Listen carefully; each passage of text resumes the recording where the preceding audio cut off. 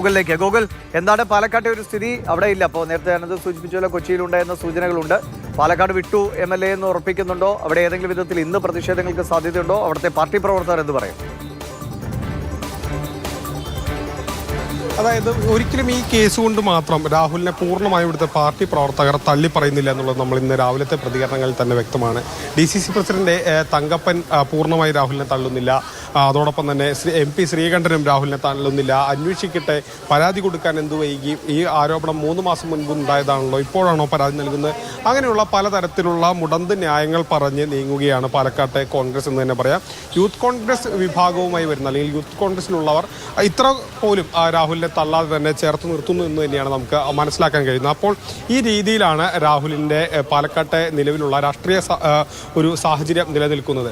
അതിനപ്പുറം രാഹുൽ എവിടെയാണെന്നുള്ളത് ഇപ്പോഴും വ്യക്തമല്ല. ഇന്നലത്തെ രാഹുലിൻ്റെ ഒരു കാര്യം പരിശോധിക്കുകയാണെങ്കിൽ ഏകദേശം ഒരു 4:30-5 മണി വരെ രാഹുൽ പാലക്കാട് കണ്ണാടി പ്രദേശത്തുണ്ടായിരുന്നു. പിന്നീട് ഫോൺ സ്വിച്ച് ഓഫായി.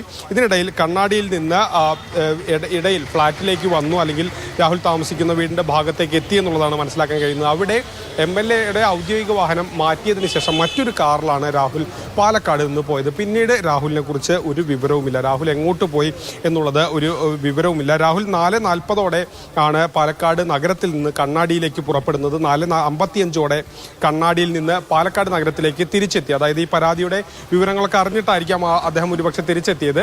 5:15 നഗരത്തിലെത്തിയ അദ്ദേഹം സുഹൃത്തുക്കളെ ഉൾപ്പെടെ പല ആളുകളെയും 5:15 ഫോണിൽ വിളിച്ചിട്ടുണ്ട്.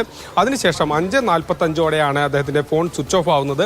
6:10 ഒപ്പമുള്ള സ്റ്റാഫ് ഫസലിൻ്റെ ഫോണും സ്വിച്ച് ഓഫ് ആവുന്നു.